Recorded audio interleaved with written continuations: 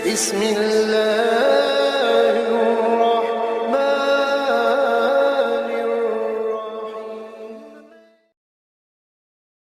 kula suwun seperti keinginannya Rasulullah sallallahu alaihi wasallam. Terus niki terakhir anna Rasulullah sallallahu alaihi wasallam kana la yanamu hatta yaqra alif lam mim tanzil wa tabarakalladzi biyadil mulku wa qala las antawuf yufaddilani kulla suratin fil Qur'an bi sab'ina hasanatan. Jadi di antara kelebihannya surat Tabarak adalah mengungguli umumnya surat dengan kelas 70 kali derajat. Jadi keunggulannya surat Tabarak itu bisa darajah di bawah surat-surat yang lain. Sudah, ini surat Tabarak agak panjang. Tapi alhamdulillah dari semua itu surat Tabarak itu kalah mbek Qul huwallahu ahad. Jadi ini nikmat terbesar kita. Karena enggak perlu Tabarak, saiki porsi ini diturunkan jadi apa? Qul. Makanya banyak tarawih main apa? Qul. Itu bukan cari cepet, itu dalile musalsal ila Rasulillah sallallahu alaihi wasallam. Jadi ada sahabat itu kalau ngimami main kulhu. Di Indonesia masih mendingan kulhunya rakaat kedua ya. Itu enggak sahabat ini rakaat pertama ya kulhu, kedua ya kulhu. Masih mendingan di Indonesia dipakai selingan rakaat kedua. Singkat cerita sahabat yang makmum ini lama-lama mangkel, matur ya Rasulullah, ini orang yang kau pasrai jadi imam itu sering main kulhu. Akhirnya Nabi memanggil, ya fulan, kenapa kamu suka baca kulhu? Li'annaha sifatur rahman, karena dalam surat kulhu itu semuanya menerangkan sifatnya Allah Ta'ala. Maka saya suka itu.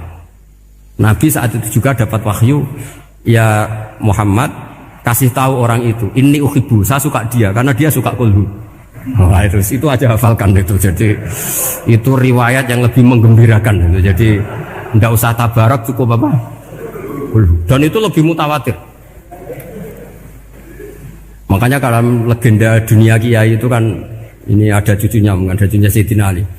Tuh, siapa yang bisa khatam Quran sekian menit? Yang menang Sayyidina Ali ya, karena baca kulhu sampai 3 kali. Yang dianggap takdilul Quran, sudah sama dengan baca Quran. Jadi ini ijazah terakhir, ini jadi porsinya tambah turun. Saya itu suka. Saya itu punya banyak penggemar lah di Jogja, di Jakarta. Memang agama ini harus mudah. Saya itu kalau baca kulhu itu sampai nangis. Nangis saya bukan karena faham atau haru, itu enggak. Sebaik itu Allah. Masa gara-gara hafal kulhu, main kulhu dicintainya? Ya karena memang Allah itu benar-benar zat yang baik. Makanya saya punya teman itu kurang ajarnya Masya Allah. Kalau tes ditanya rukun Islam berapa, nawakidul wudhu berapa, muftitatus sholat berapa, semuanya dijawab la ilaha illallah. Terakhir ditulis kafir Pak, sama nyalano iki. Nyalano la ilaha illallah kafir apa enggak? Gurunya bingung kan akhir. Di ek iku la ilaha illallah kok di ek. Akhirnya bocah diceluk, "Cong maksudem piye? Mun sampean wani ngek Pak, kafir Pak." Akhirnya sudah ribet-ribet. Pertanyaan apa saja? Ma mubtilatus sholat ya la ilaha illallah. Nah gitu wudu ya. Tapi jangan tiru loh. Lah gurune kok pengen kawani kafir. Siapa yang berani ngek la ilaha illallah? Ya ana menes sing buweli. Angin belinge disurati wong tuane. Kalau nu mondok sarang era kuno, jadi ijek lugu wong. Surati wong tuane, kowe gak susah, wong tuamu disurati. Tenang ya Gus, bapakku buta huruf. Jadi wis disurati, gak ngefek wong bapaknya buta huruf. Nah, di Islam, saya ulang lagi di Islam. Dengan tanda kutip kesalahan-kesalahan kecil gini ku zaman Nabi, sahabatnya Nabi, iku kabeh udah berkah. Makanya enggak ada ilmu sebarokah kayak zaman Nabi. Wong goblok wae dadi berkah. Sampai Nabi ngendikan aksaru ahlil jannah al-bulu, akeh-akeh penduduk swarga iku wong goblok. Mergo wong goblok iku piye? Apa dimangkeli iku ya gaweane pangeran. Nabi itu pernah disomasi wong goblok. Itu ya piye? Nabi kan cerita kiamat tuh gini. Yang kemarin enggak jadi itu. Terus kiamat di Indonesia kan berapa kali ya? 999 terus 2000 berapa? 12 terus Jumat apa kan sering mau ada kiamat tuh. Saya sering ditanya tamu, Gus, ngenteni kiamat teng pundi? Enteni ning kene barang aku aneh-aneh. Mungkarwan layak alamuha illahu bokas bakas. Nak misalnya tenan piye Gus? Ya tenan sing entek Gus se, anak aku gak. Wah sesuk tajak ngenteni kiamat ora sida kiamat. Aneh-aneh. Saya ulang lagi. Ketika Nabi cerita dasarnya kiamat itu sahabat itu enggak mikir. Padahal mereka orang-orang pinter. Si mikir wong desa, Mas. Ya Rasulullah mata sa'ah. Engkau itu cerita kiamat terus tapi enggak jelas tanggalnya. Lalu itu kapan? Wah kaget sahabat, oh, pinter juga.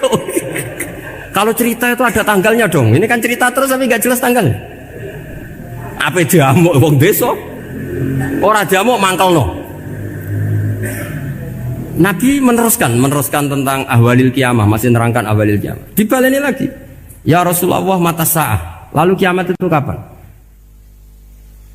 Ini kalau ijazai jadi bodoh tapi untuk ridhanya Allah Ta'ala pun. Kalau lah kadang jadi pinter gue nyesal. Ribet. Kongkonan kongkon Pak Najib barang ini akhirnya gara-gara pinter. Padahal engkau ya wong bodoh lah mlebu swarga, ribet kan? Direwangi dadi wong alim, sebelum wong bodone ya melok mlebu swarga. Wong gelombang kedua itu pengumumannya siapa pencinta Nabi, pencinta wong alim masuk swarga. Yang pertama seleksinya agak ketat, yang kedua itu ya muhibbin mun cukup mun. Jadi sebenarnya swarga ya ketemu wong ra jelas-jelas nih. Wah repot ya. Akhirnya ketika Nabi gak jawab, sahabat itu banyak yang analisis kariha maqala, lam yasma, ada yang bilang lam yasma, memang Nabi tidak dengar. Ada yang analisis sami'a wa kariha maqala, sebenarnya Nabi itu dengar tapi gak suka karena pas khutbah diket, diinterupsi. Karena diulang-ulang lagi akhirnya akhirnya Arabi tadi mengulang-ulang lagi, akhirnya Nabi jawab. Karena Nabi itu orang yang sangat pintar, jawabnya ma'atattalaha, kamu kok berani tanya kiamat kapan, persiapan kamu apa? Fawawahi ma'atatullah kabiro sholatin wala siyamin wala kada wa kada walakin ni uhibbuka. Cek menang ya pede. Apa Nabi tanya persiapan saya? Oh kalau sholat saya biasa kok bangga. Wes wong desa biasa kok.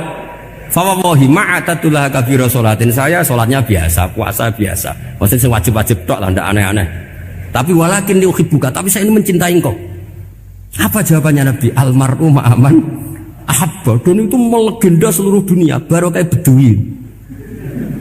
Jadi semua orang yang hafal hadis almar'u ma'aman ahabba atau anta ma'aman ahbabta itu barokatu hadal badui, karena berkahnya orang Bedui.